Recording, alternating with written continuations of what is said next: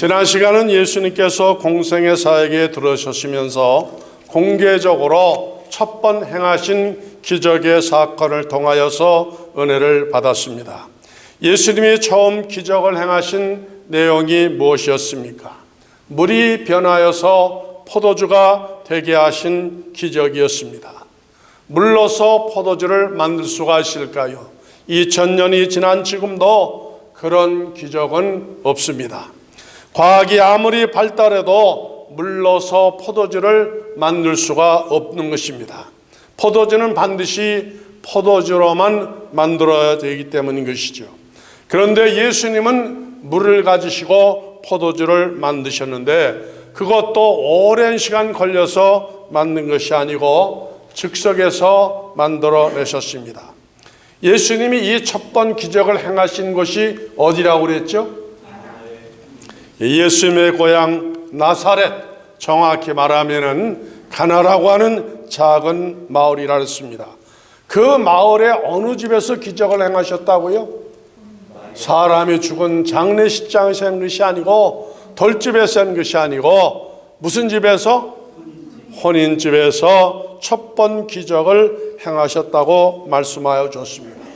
예수님께서 여러 가지 많은 기적을 행하실 수 있습니다만은 첫 번 이 땅에 오셔서 행하실 때 그 기적의 장소를 다른 곳이 아닌 결혼하는 혼인집으로 택하신 이유가 있다고 말씀을 드린 바가 있습니다. 사람이 결혼하는 것은 무엇하기 위해서 결혼하죠? 싸우기 위해서 하나요? 행복하기 위해서 결혼을 하는 겁니다. 그러나 사람마다 원하는 행복이 우리의 노력만 가지고 되어지는 것이 아닙니다. 우리 중 누구도 불행을 원하는 사람은 없습니다. 모든 사람은 행복하기를 원하는데 그러나 그 불행과 행복이 우리가 원한다고 오는 것이 아니고 원하지 않는다고 안 오는 것도 아닙니다. 이것이 인생이죠. 이것이 삶입니다. 그렇기 때문에 우리의 삶이 불안할 수밖에 없습니다. 나의 삶만 불안한 것이 아니라 우리 자녀들의 미래도 불안할 수밖에 없습니다. 주님은 모든 가정이 행복하시길 원합니다. 모든 인생이 행복하기를 원하십니다. 그렇다면 우리가 어떻게 이 땅에 태어나서 보람된 행복한 성공적인 삶을 살 수가 있겠습니까? 그것은 나의 수고와 노력이 아니라 비결이 있는데 그 비결이 무엇이냐? 누구를 모시고 사는 거라고요? 우리 가정에 내 마음의 보좌에 예수 그리스도를 주인으로 모시고 살아야만 하는 이유가 바로 여기에 있는 것입니다. 다시 말하면 내 주인이 내가 아니라는 거예요. 우리 교회 주인도 우리가 아니고 누구예요? 예수님입니다. 세상의 모든 주인도 누구예요? 하나님의 것. 우리의 것은 아무것도 없는 것을 말씀하여 주는 것입니다. 만일 그 혼인집에서 예수님이 모시지 아니하였으면은 망신을 크게 당할 수밖에 없었습니다. 그러나 예수님이 계셨기 때문에 화가 변화해서 무엇이 되었다고요? 복이 되었다. 자신들이 준비한 잔치보다 더 원대한 아주 큰 칭찬받는 잔치가 되어졌습니다. 우리가 예수를 믿어야 하는 이유가 바로 여기에 있는 겁니다. 주님을 모시고 살아야만 하는 이유가 여기에 있는 것이죠. 사람마다 위기를 당합니다만 어떤 사람이 화가 변화해서 복이 되어지는 기적의 주인이 될 수 있는가? 바로 주님의 말씀대로 믿고 실천하며 살아가는 사람이라고 말씀하여 되었습니다. 이해가 되어지지 아니하여도 손해가 되어질 것 같은 것이랄지라도 어떡하라고요? 누구의 말씀이면은? 주님의 말씀, 성경의 말씀이면은 우선 무엇부터 해본다고? 믿고 순종부터 해보게 되질 때에 그러한 은혜와 축복이 내 가정 나에게도 나타날 것을 말씀하여 주었습니다. 이런 기적의 축복이 여러분의 가정과 삶 속에도 나타나시기를 주님의 이름으로 축복합니다. 아멘. 오늘 은혜 받을 말씀은 16절의 말씀을 중심하여서 이것을 여기에서 가져가라고 하시는 말씀으로 은혜 받기를 원합니다. 누가 누구에게 어디에서 이 모든 것들을 가져가라고 화를 내시면서 선포하셨습니까? 예수님께서 성전 안에서 각종 장사하는 사람들의 좌판을 버려놓고 있는 것을 보시고 분노하시면서 엎으시고 그 다음에 머리를 크게 책망하셨습니다. 어디에서 그러셨다고요? 성전. 이스라엘의 성전은 어디에 있는 것이죠? 오늘날의 교회는 어디에나 다 있습니다마는 예수님 당시의 성전은 나사렛에도 없었고 갈릴리에도 없었고 어디에만 있는 거예요? 예루살렘 한 곳에만 있는 성전, 그것인 것을 말씀하여 주시는 것입니다. 예수님이 가나 집에서 물이 변하여 포도주가 되게 하신 기적을 행하신 다음에 3일 길의 먼 여정을 걸어서 예루살렘에 도착을 하신 겁니다. 그 당시에는 자동차도 없고 기차도 없고 오직 교통수단이 뭐기 때문에 걷는 거기 때문에. 야, 예수님도 못 타신 여러분들은 뭘 타고 다니죠? 아, 좋은 시대에 살고 있어요. 얼마나 감사한지 모르겠습니다. 13절에 보니까 유대인의 유월절이 가까우니라 예수께서 예루살렘으로 올라가셨다 그랬습니다. 이스라엘은 도대체 어떤 나라인가? 지구상에서 하나뿐인 종교 국가입니다. 지금도 그러하고 이전에도 그러고 앞으로도 이스라엘이 존재하는 한은 계속 그렇게 남아있을 수밖에 없습니다. 그런 유대인들이 종교적으로 가장 중요하게 여기는 절기가 세 가지가 있다고 그러죠. 유월절이라고 하는 77절, 오순절이라고 하는 성령감리절, 그 다음에 초막절이라고 하는 수정절입니다. 이 세 절기는 이스라엘 사람은 반드시 지켜야만 되어지는데 어디 가서 지킨다고요? 하나님의 성전이 있는 곳에 가서 지킵니다. 그 세 절기 중에 가장 큰 절기가 유월절입니다. 유월절. 유월절의 뜻은 지난다, 뛰어넘다, 통과한다는 뜻인데 유월절의 시작이 어디에서 하느냐? 애굽에서 왔죠. 430년 동안 애굽에서 종살이 하던 이스라엘 백성들이 출애굽을 하게 될 때 애굽의 바로 왕이 허락지를 않았습니다. 그래서 하나님이 모세를 통하여 10가지로 재앙을 하시지 않았습니까? 그 10가지 재앙 가운데 맨 마지막 재앙이 무엇인가 하니 각 가정의 장자들을 죽이는 그런 재앙이었습니다. 그런데 그 각 가정마다 다 장자가 죽어가는데 죽지 않는 가정이 있었죠. 하나님께서 이스라엘 백성들에게는 대문 그 문설주에다 뭘 바르라고 그랬죠?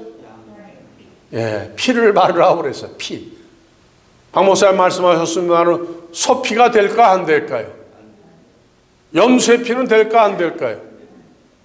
다른 어떤 짐승의 피도 안 되는데 양의 피를 잡아서 문설주에 바른 가정은 죽음의 천사들 사자들이 그 가정은 다 지나고 다른 가정들은 다 장자가 죽임을 당하고 짐승 가운데 첫 번 태어난 것도 다 죽임을 당하여서 그날 밤에 애굽에 대통곡이 일어나지 않습니까? 왕궁에도 그러했으니까. 그래서 그때 바로가 손을 들은 거예요. 해방을 선포한 겁니다. 예수님이 세상 죄를 지고 가는 누구의 어린 양이라고?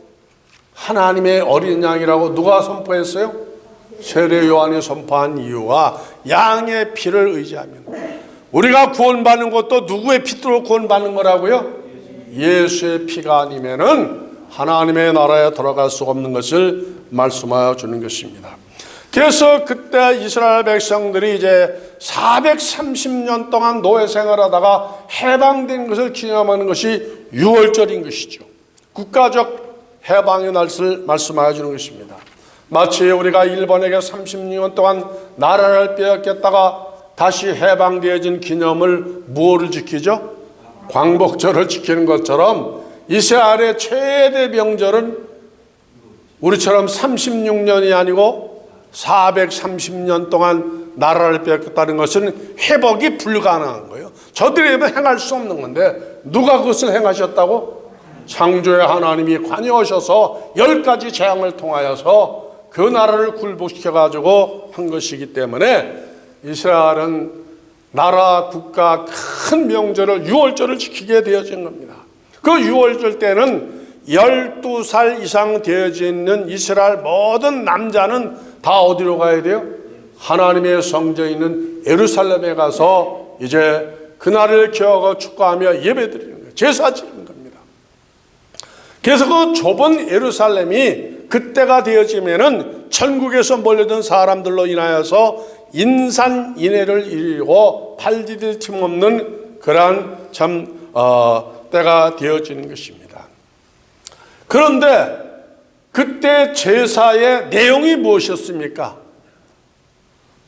각 사람들은 자기 집에서 속죄에 필요한 제물들을 다 끌고 갔어요.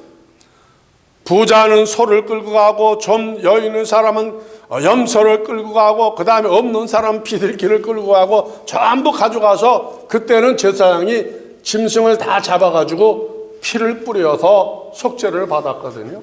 예수님이 피 흘려 돌아가시기 전에는, 예수님이 십자가 돌아가시기 전에 지금도 우리는 무슨 제사를 드려야 돼요? 피의 제사를 드려야만 되어지는데 예수님이 단번에 희생의 제물이 되어주심으로 우리는 그런 참 번거로운 제사를 드리지 아니하고 말씀의 제사, 이 믿음의 제사를 드리게 되어진 것입니다. 그래서 집에서 가지고 간 짐승들을 가지고 이제 제사장들을 바치게 되어지는데, 지금부터 2000년 전에는 교통수단이 없었기 때문에 먼 거리에서 짐승을 끌고 나가게 되면 집에서 출발할 때는 건강하던 소나 염소들이 사막을 가는 동안에 다리가 부러지기도 하고 그 다음에 머리가 깨지기도 하고 그런 것도 제물로 사용할 수가 없으니까 굉장히 어려움을 많이 겪게 됐었을 때에 그 방편으로다가 예루살렘에서 이제 제사 지내는데 필요한 그러한 짐승들을 이제 사고 파는 제도가 있는 거예요. 처음부터 생겨난 것이 아니라 사람들의 필요에 의해서 그렇게 되었었던 것이죠. 처음에는 성전 밖 먼 곳으로 장사를 하게 되어지다가 이 장사하는 사람들이 돈을 빨리 버는 방법, 좋은 몫을 찾아보게 되니까 성전 가까운데 거기에다가 몫을 정해놓고 이제 용품들을 다 준비해놓고 매매하기를 시작했습니다. 처음에는 거기까지 왔는데 이 장사꾼들이 또 거기에 가만히 있을 수가 없는 거죠. 그래서 제사장들 가운데 힘 있는 실력자들에게 돈을 갖다 드리고서 자꾸만 점점점 들어와가지고 마지막에 어디까지 들어왔어요? 예수님 당시에는 성전 안마당까지 들어온 거예요. 거기에 지금 소가 있다 그랬습니다. 염소가 있다 그랬어요. 아니 그놈들이 있으면은 이놈들이 사람처럼 시릴 때를 가려가지고 소대변을 보나? 그냥 아무 때나 막 성전 안에서 그냥 방뇨하고 막 그러게 되지면은 이게 제사가 제대로 되겠습니까? 예배가 될 수 없는 거죠. 그냥 물건을 또 싸게 팔려고 깎기로 하고 그 다음에 더 받으려고 하는 사람하고 막 흥정이 이루어지게 되어지고 그 다음에 여기저기 비둘기들이 막 날라고 그러니까 이거 도대체 예배드릴 분위기가 아닌 거예요. 예수님이 가서 그 광경을 보시니까 가관이 아니었습니다. 가관이 아니었습니다. 그런데 그것이 오랜 전통으로 이어져 오게 되어지니까 또 거기에는 제사장도가 결탁이 되어지고 유대 종교인들 가운데 힘 있는 사람들이 재벌가들이 다 결탁이 되어져서 어느 누구 하나 그것을 반대할 수가 없는 거예요. 거기서 항의했다가는 몰매를 당하든지 그 다음에 다 그 실력자들에 의해서 축출을 당하기 때문에 그런 겁니다. 예수님이 그 광경을 보시고서 그냥 어마어마한 분노를 느끼신 거예요. 그래가지고 채찍을 가지고 짐승들을 막 그냥 내리치면서 다 내쫓으며 상을 엎으시고 그러고 있습니다. 이 모든 것들을 다 내버리라, 바깥으로 내버리라. 지금까지 그런 불의와 불편, 부당함을 보면서 어느 누구도 그런 일을 지적하거나 그 다음에 문제 삼은 사람이 없었는데 누가 그 일을 지금 말씀한 거예요? 그런데 그 예수님의 태도가 보니까 시시한 태도가 아니라 보통 분노하신 것이 아니고 이제까지 그렇게 당당하시고 근엄하시고 정말 어미 있는 분을 저분들이 보지 못했는데 그 예수님을 보면서 일종의 공포와 불안감을 느끼기 시작한 거예요. 왜냐하면 세리 요한이 얼마 전에 뭐라 그랬어요? 예수님은 세상 죄를 지고 하나님의 어린 양이라고 선포해보지 않았어요. 회개하라. 그래야만 천국을 받겠습니다. 거기에다가 또 3일 전에 무슨 사건이 벌어졌다고? 가나에서 세상에 물을 가지고 포도주, 그것도 세상에서 제일 값나가고 맛있는 포도주를 예수님이 뭐 안수해가지고 만들었다고? 말씀으로 창조하신 그 기사가 요즘에 인터넷 봐도 더 빠르게 발 없는 말이 멜지를 간다고 그냥 유대 전 사회에 쫙 번져버린 거예요. 도대체 예수가 누구길래 그럴 수가 있는 거예요.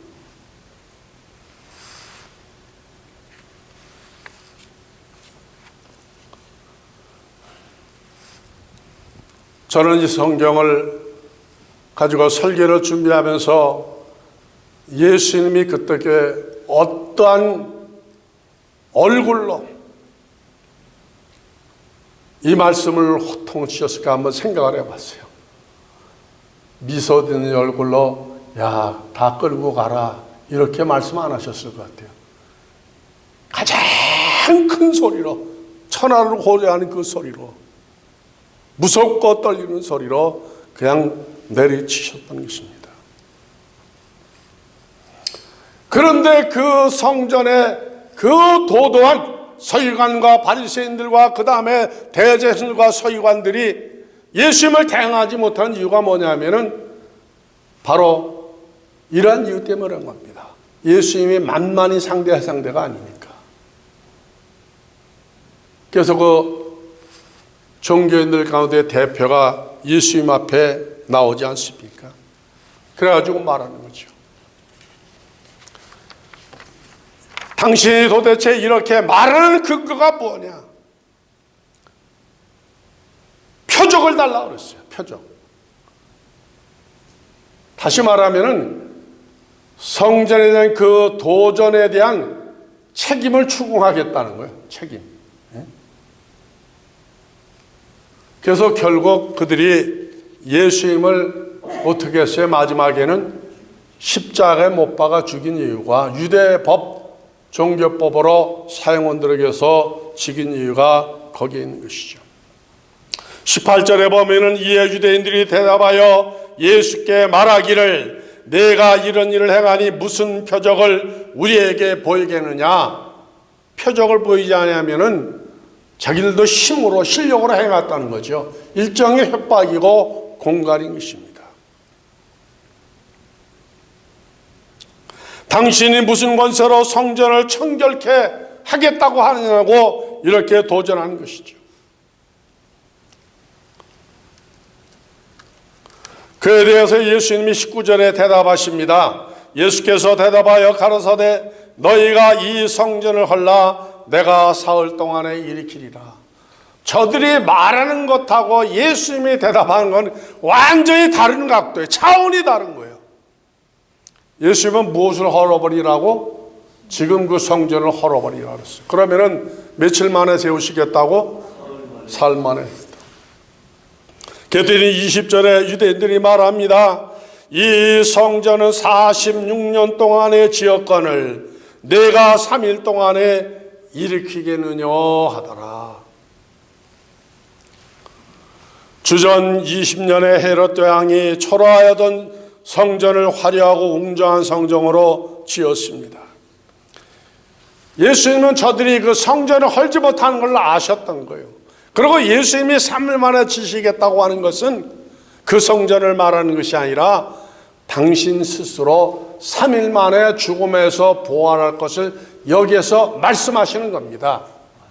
그러니까 지금 눈에 보이는 이 성전을 가지고서는 하나님의 나라 주님을 만날 수가 없다는 거예요. 누구를 통하여서? 3일 만에 성전된 부활된 나 예수 그리스도를 통하지 아니하고는 어느 누구도 하나님 앞에 나아갈 수가 없다는 것을 예수님이 여기서 선포해 준 것입니다. 그래서 21절과 22절에 이렇게 기록하고 있습니다. 예수는 성전된 자기 육체를 가리켜 말씀하신 것이라. 죽은 자 가운데서 살아나신 후에야 제자들이 이 말씀하신 것을 기억하고 성경과 및 예수의 하신 말씀을 어떻게 하였더라? 믿음이 뭐예요? 예수님의 말씀을 믿는 게 믿음이 아니겠습니까? 예루살렘 성전에서 아무리 많은 짐승을 잡아서 피를 뿌려도 저들의 죄가 용서할 수 없는 것을 말씀하여 주는 것입니다. 성전은 예루살렘에 있는 성전이 아니라 곧 누가 성전이에요? 예수님이 성전이시고, 예배드리는 누가 성전이라고 그랬어요? 우리가 성전이라고 사도 바울은 고린도서 3장에서 말씀하지 않았습니까? 너희가 하나님의 성전인 것과 하나님의 성령이 너희 안에 거하시는 것을 알지 못하느냐. 누구든지 하나님의 성전을 더럽히면 하나님이 그 사람을 멸하시리라.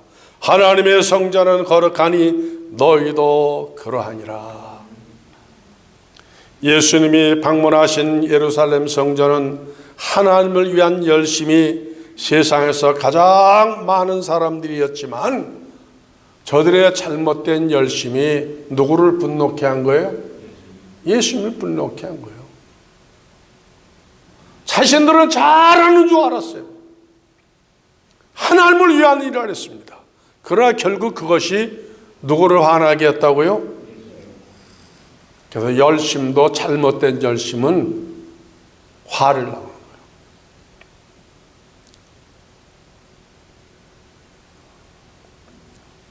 잘못된 종교적인 열심, 특별히 이단자에 속한 사람들이 우리보다 열심을 따라갈 수가 없어요. 가장 잘하는.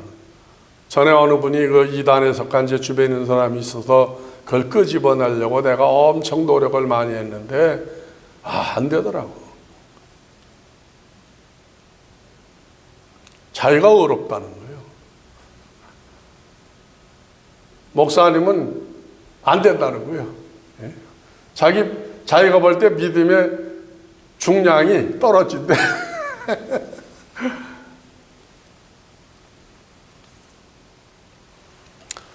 예수님은 형식적인 예배를 원하시지 않습니다. 신령과 진정으로 드리는 예배를 오늘도 기다리십니다. 우리의 성전이 되신 예수님이 우리 안에 지금 동행하시고 함께 하신 것을 감사하면서 영광스러운 예배 드리는 저 여러분 모두가 되어지시기를 주님의 이름으로 축복합니다. 걸어가시고